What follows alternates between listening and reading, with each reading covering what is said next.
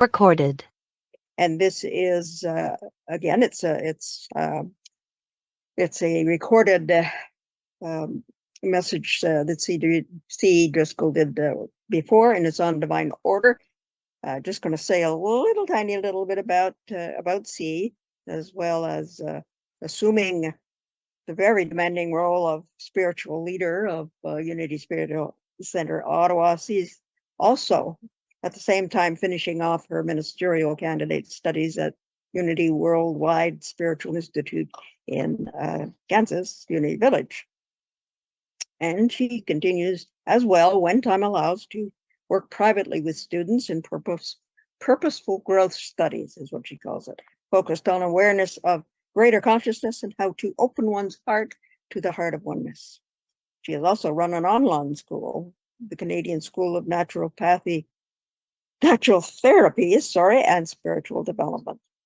And perhaps a few things you don't know about her. She also shares with us that her daily passions and lifetime hobbies are to build things out of wood, play drums, guitar, and piano. We're going to have to get her to do that one of these days for us. Care for animals, and to write. And she has just finished writing her 5th book, which is now available. It's called Living the Way of Oneness, and it's a series of stories for reflection and spiritual awakening. So today her talk is on divine order. By the way, she also asked me to mention that when she first begins her talk, she's talking about a certain date in her life, and you will likely all go, what? Because it's a little bit early. It's actually 1996, and this is a date that she'd been a little kid at the time, so she couldn't have done what she said she did at that time. So she just wanted me to mention that to you, so you don't have to go, what? Okay, so let's go. Let's have it. January 1966. I got this phone call, and it was shocking.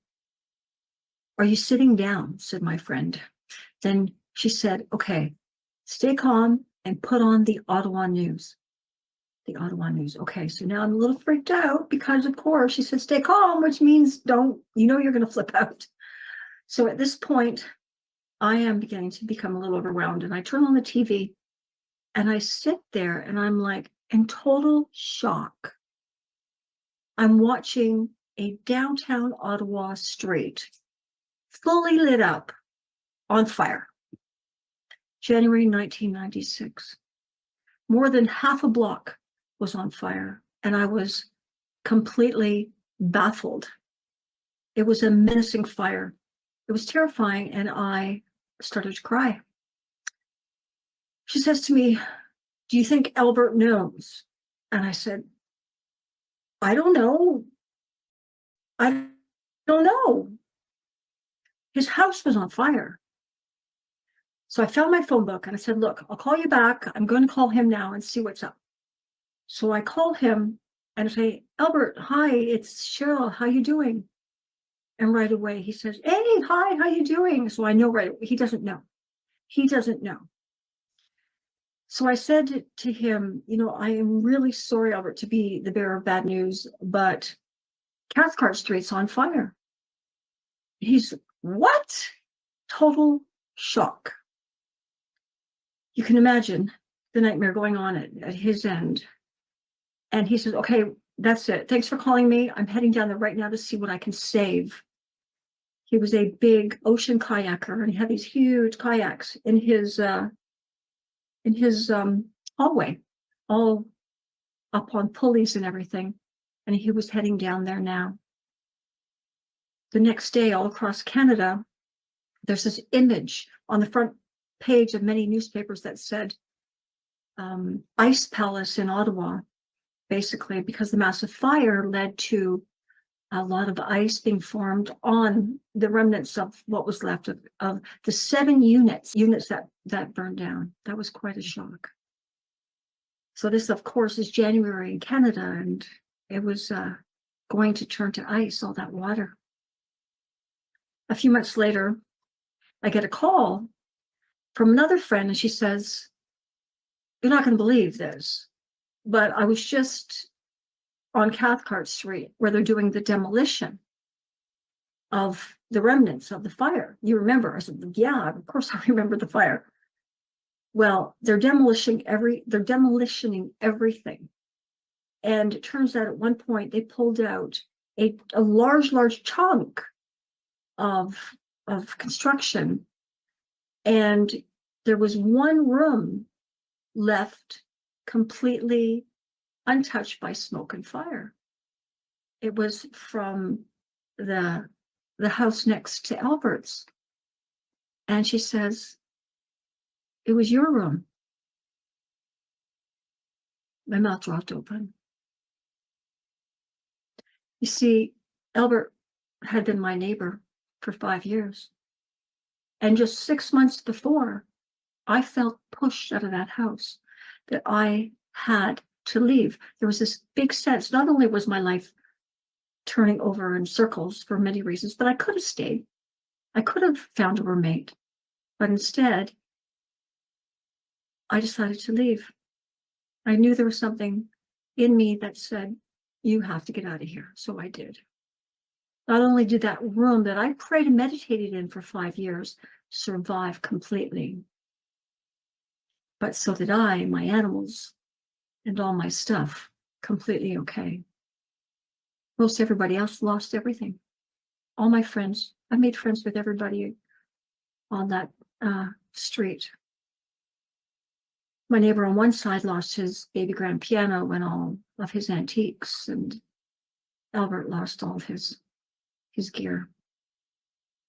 Fortunately, everybody survived, especially me and my other neighbor who had moved out just before me, a senior man who went into a senior's residence.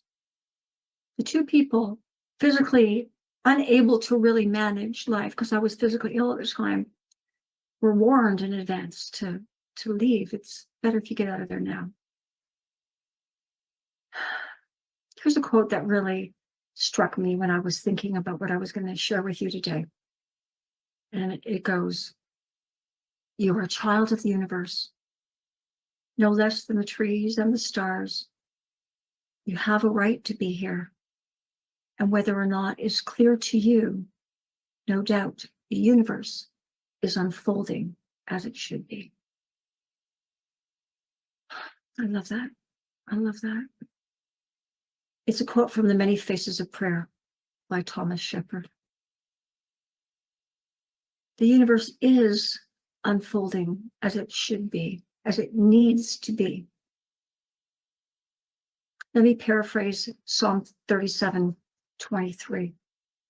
The steps of a man, of anyone, are established by the one who delights in this way. And what I'm hearing this says is we recognize that God, the one loving source, orchestrates our path and guides us with purpose. This divine order ensures that our steps are in alignment with the will of all that is. There's a reason I got out of that row house 6 months before. Years and years of praying and meditation to ensure my increased health also saved that room. That's power. I would not have done well in that fire. I would not have done well at all. I had a beautiful dog and a cat. I was so sick at the time. I could barely make it to the couch many days. I was either on the couch or in the bed most of the time.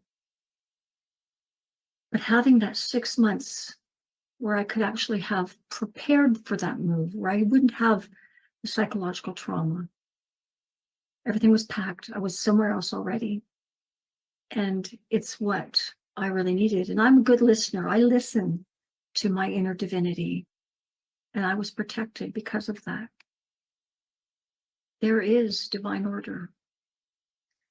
The two people in those 7 units who were carrying the heaviest physical loads were guided to move out in advance. Fortunately, nobody else was hurt. Thank you, loving source.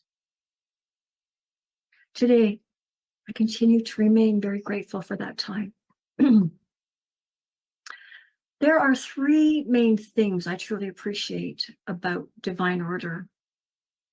One, it requires and teaches us to learn to be present. Two, it asks us to reorder our thoughts and sometimes our lives. And three, it provides us with the grace of flow, natural order. So let me explain. There's a will with divine order. When something is supposed to happen, it's going to happen. And if you're paying attention, if you're being present, you can survive just about anything. I was listening. I knew I had to move, although I could have gotten a roommate. I was watching and listening to all the signs. I was being present. The more present I was, the more signs came through. And nowadays, I mean, I'm more busy than ever. And so sometimes I miss out on the signs, but I do try to be as present as possible to understand where I'm being guided to go, just like I was guided to unity. Full presence is required to really hear the signs and divine order. We're being guided. I trust that implicitly. Even if you can manage 5, 10, 20 minutes a day just to be still, and you can ask, what is it I need to understand? What is here today for my highest good to know? So part of 2 is divine order calls us to reorganize our thinking, reorganize our lives. I see the opposite of order not as disorder, but as a call to reorganize, or what I would say is reorder our thinking, reorder our lives. It's so much more loving to say reorder than disorder. In fact, I would say that years ago, I was uncomfortable with the term anxiety disorder. When people have anxiety, it's to guide them, it's to nourish their lives forward. What's disordered about that? It's about giving us the opportunity to reorder our thinking so we have less anxiety, but so we see what's right in front of us and needs to be attended to. That's reordering. There's no disorder there. Now, if you live in a state of awareness of those first 2 experiences, you could enter flow more easily too. We all have moments of absolute flow. You might not observe them, but we do have them. And when you're being more still, you can feel divine flow when we're paying attention. Everything just works out with flow. If you've noticed what it feels like, it feels great. It feels great. Everything's in order. We feel everything's right with the world and nothing's getting to us. That's flow. We are in a natural, divine flow at those times. Flow isn't something you can fully choreograph or manipulate in any way because it's a dance of grace from the divine loving source and our time that we spend being present with it. And this requires work. Flow can come if you're still, but it can also require us to be present and put in the effort sometimes to experience what becomes effortless, because flow is effortless. It requires us to take time to breathe. How often do you actually just stop and take a long, slow, deep breath? Just do that a few times every hour. It'll help. And to enter times of silence and to be grateful for all that you have. That helps us to enter flow. And sometimes to add prayerful moments or intentions or positive affirmations, as you know, or spend longer time in our meditations. Essentially, we know that we need to clear our mind and think only good thoughts, as in our principle at Unity, number 3. We have to work with our thinking to create the best life possible. And then we add principle number 4, which is to become active participants in prayer, active participants in meditation. Why are we so reluctant to engage with these practices that give us the greatest potential to live the best life? I've learned that. I've learned that I can go from being bedridden to living a great life, running around the fields and up into the woods with my dogs and my family, because now I spent years meditating and praying with the indwelling source, and it's saved my life. I love flow, and I get it. I watch it a lot, so you can do this too. So, for instance, birds flying from branch to branch or eating out of your feeder at home. Just watch them. Spend 5-10 minutes, half an hour. Watch them. Or watch your cat or your dog lying still and just see their beautiful little belly going up and down. Or for the cats, listening to their purring. Be connected. Be in flow. Be at peace. For me, I can spend an hour watching my chickens and the roosters going at their food. They're so methodical. They're so precise. And they're so just amazing little creatures to watch. And just watching them gently go back and forth and do their thing, I enter flow so easily. As I might have said before, that's my spouse calls them my therapy. Which is why I've got them staying at the Cheryl Ritz just across the street here, across the driveway. So we know in life we need to stop and get chill, right? We need to just be still for a bit here and there. It's so important. And sometimes you'll take the time and you'll see that, oh, that just happened at the right moment. With the exact thing that I needed. That's divine order. And I mean, imagine if you're really, really listening, how many fires you could really avoid. Small fires, big fires, so to speak, metaphorically, the fire that gets in the way. You could imagine that if you listened, how much you would be guided to not have to be experiencing as many fires as may have occurred on your path. So I am a story lover, as you know, and I'm going to share this little story with you. It's from my recent book. And the story is called The Missing Stripes. It is an adult story, but I use it for kids as well. I really enjoy this story. So a zebra is running wild through the forest and came upon a gazelle sipping water from a spring. "Whoa, whoa, zebra, why are you running so wildly?" said the gazelle. "What could be so upsetting? I don't see a lion chasing you." Now, the gazelle was actually slightly worried that there was a lion and that she hadn't seen the lion yet. No, said the zebra. "Phew. It's not that at all. It's just that I seem to have lost my stripes and I can't find them anywhere." "Oh," said the gazelle, "well, I see them. Look here." She pointed to the black stripes on his back. "No, they're gone," he said. "I woke up this morning and noticed that I'd lost all my black stripes. Now I don't know what happened. Now I only see white stripes," said the zebra. Said the gazelle, smiling. "Yes, well, I can see why you'd be worried." The gazelle wandered into the woods to eat and chuckled over the zebra losing his black stripes. I love that little story. Now, how does that leave you feeling? What are you thinking when you hear that story? Perception is important.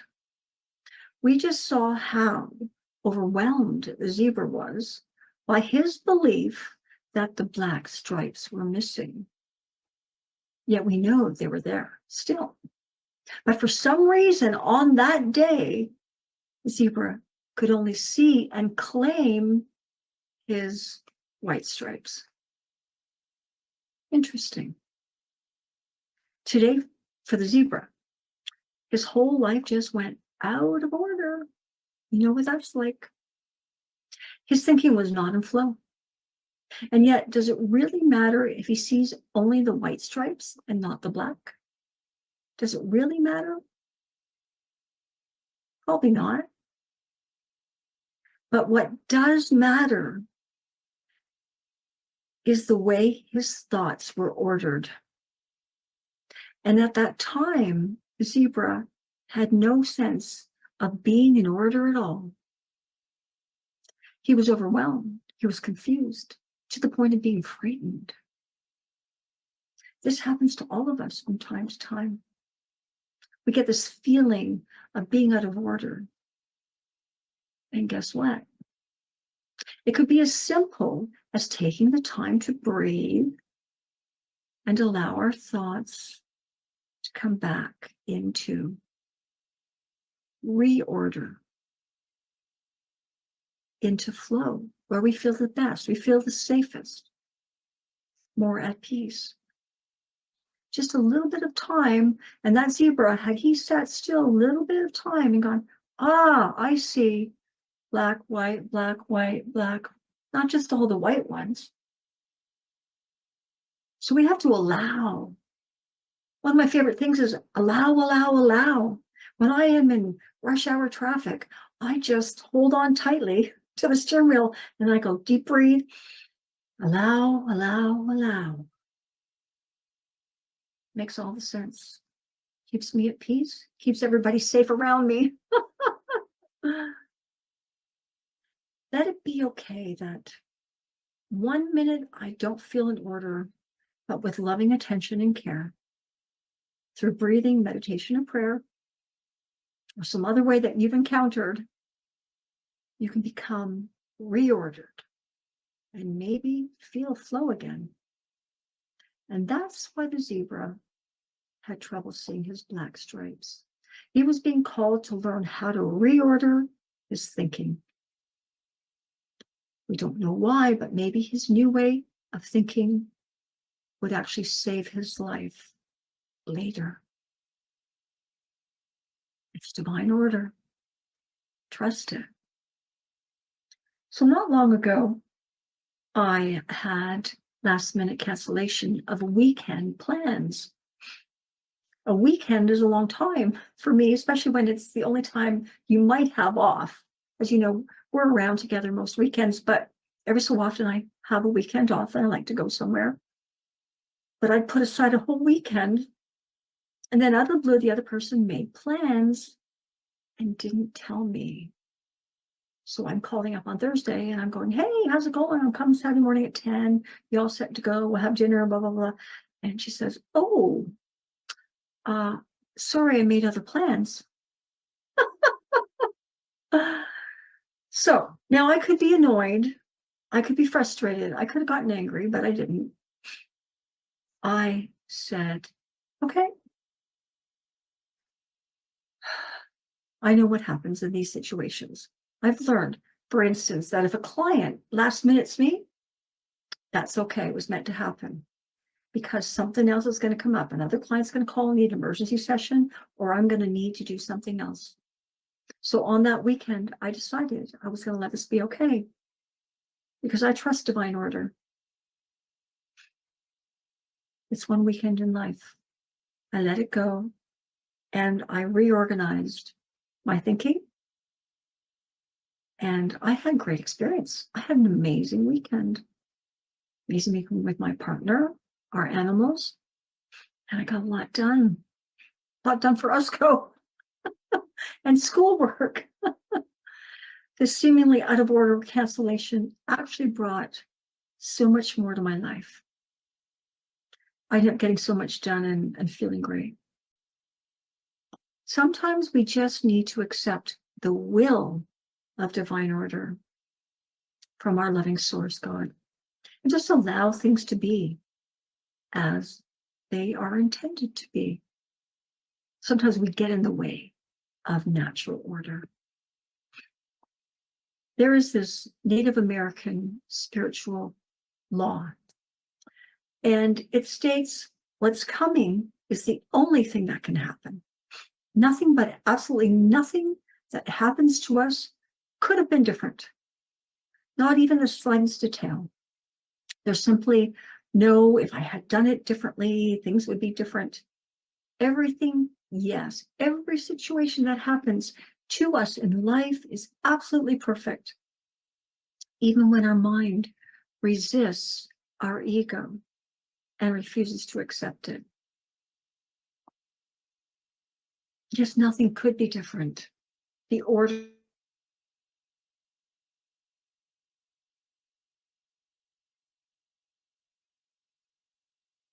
and can be a part of entering flow with the order so you don't have to face so many fires or lose a sense of yourself like a zebra.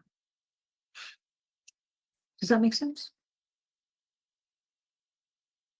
You might have heard of the profound teacher, scholar, who later became a saint. That would be St. Augustine. He was a great scholar. So I'd like to share something magical that he wrote. So probably 4th century, early 5th century, because he died in the 5th century early. So here we go. First say that when I came across this, it was perfect order. I needed a new quote for my talk, and it was right there, but in a different experience. I was studying for something completely different, and I came across this Augustine quote, and I was just like, wow, that's it. That's the one. So it was perfect order. St. Augustine says you when he's talking about God, okay?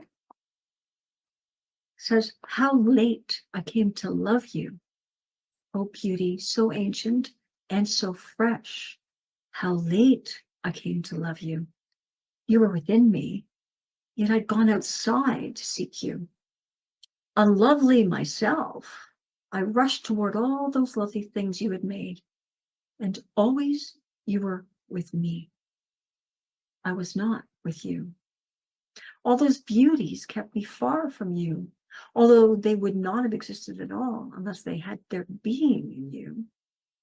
You called, you cried, you shattered my deafness, you sparkled, you blazed, you drove away my blindness, you shed your fragrance, and I drew in my breath, and I pant for you. I tasted, and now I hunger and thirst. You touched me, and now I burn with longing. I love this. It's so amazing. Now that is a love letter to the divine. Thank you, St. Augustine, for that. Nowadays, by the way, this is considered part of the theopoetic genre. It's the expression of love for the divine that engages all 5 senses. It's not necessarily poetry, but it's theopoetic. So why did it take St. Augustine so long to get this? God's inside of me too. Oh my goodness, imagine. It's more than the second face of God, which is the external God that we see as an entity. It is within me. It is the immanent God. It is the ground of my being. How long he went as a theologian without knowing that. He himself was surprised to discover God within him, the oneness, the loving source. That's why I love this letter so much. It is so expressive, so beautiful. So he was living divine order. It's perfect. He was not prepared to unfold his theologies any other way before that time. It needed to be as it was. All the people in the world, the planets, the earth, and the skies, all come together in the same moment to unfold the next moment together for all of us. And this was his moment. He had to wait. And following this, he was able to offer the most profound teachings. So order for me is the greatest power. And you know, unity, we have 12 main powers. And I mean, I love them all, don't get me wrong, but order is my wow power. This is the one I go to all the time. And it's led me to trust life. Timing is very important to me. And I'm prepared to listen to what God's will through divine order is telling me and go where I'm needed. What about you? Are you willing to listen and go where you're needed? You are being guided not only to live a good, great life, but to be of service. And if you listen, you'll know where you can be of service. You're part of the universal order. So you'd be guided to go where you're needed. And divine order is your guide. So please listen. A friend of mine really listened. And this is one of the most profound divine order stories ever. In the year 2000, she was working in New York City in one of the Twin Towers.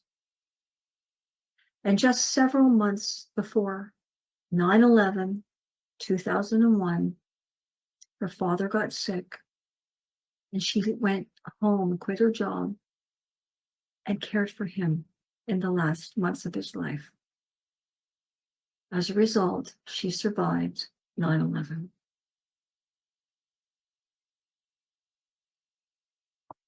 All in order, all now in divine flow. If she had resisted where she was being called, where would she be today? Today, she says her dad saved her life. His dying saved her, which might have felt completely out of order for the family, right? But it was divine timing, a sacrifice of her father he made in divine order for the life of his daughter. Talk about divine order. Well, we need to trust. We need to trust divine order. Let it guide you. At Unity, we know that order is called the power of order, yet for some reason you've noticed I call it divine order all the time. Divine order. Perhaps it's because it always helps me feel secure. It frees me of worry and anxiety. And when I cooperate with it, everything flows really well. It feels divine to me, only from a source so magnificent that I could absolutely love and feel cherished by it and nurtured and guided all in the same moment. And that's how I interpret divine, my divinity in association with the one loving source. It led me here today doing exactly what I'm doing, what I feel I'm meant to do. And I am eternally grateful for being here. And I'm so happy to be here. In fact, I trust what arises in my life so absolutely because I believe in divine order that whatever happens is okay.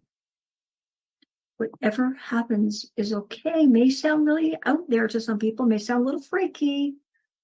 So the house burned down, that's not okay for most people. And yet maybe burning that whole row, half a block down then, led to multiple people being safe and alive later. I lived there. I saw sparks flying out of the walls during thunderstorms. I knew this place was at risk. I'm glad I got out of there. Sometimes divine order can feel really crappy. But trust even those days. Move with it. Learn to flow with it. Just allow. Because you are being guided to something even more profound.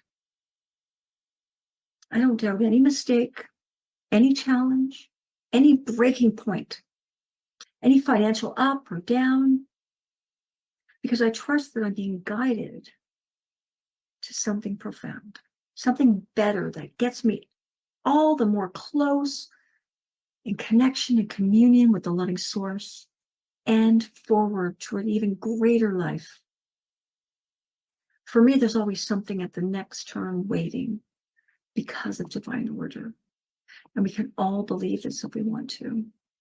In fact, I honestly feel that we're all guided to commune more deeply with the divine, not just have safe and happy lives, but that divine order has really got a purpose. It's a momentum towards happiness, healthiness, and greater communion with your inner spirit, your inner guide, God, the divine, the Tao, the Brahman, the light, whatever you want to call it.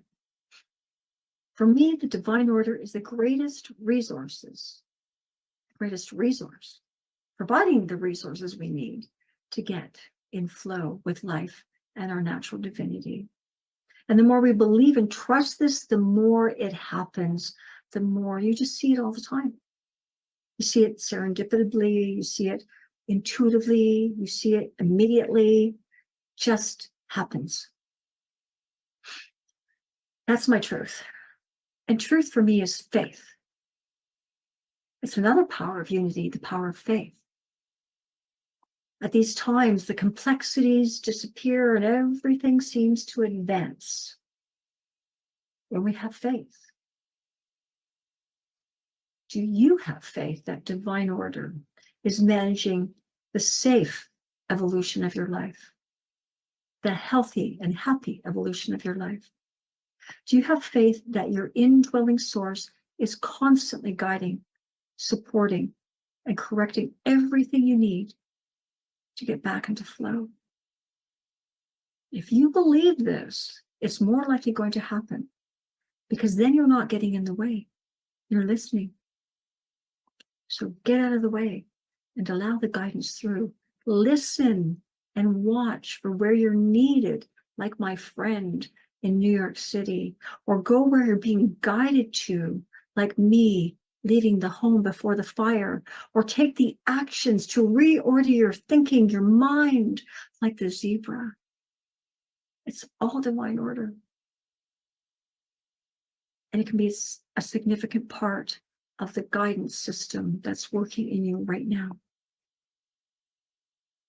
You'd be surprised how many times your life has already been saved by divine order. I love it.